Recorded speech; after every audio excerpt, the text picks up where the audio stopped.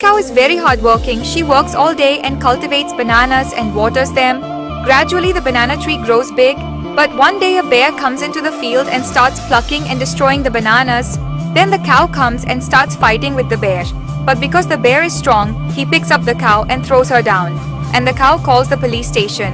The police comes. The cow tells the police everything. The police believe the cow and handcuff the bear and take him to jail. You haven't given a single like for this cow yet.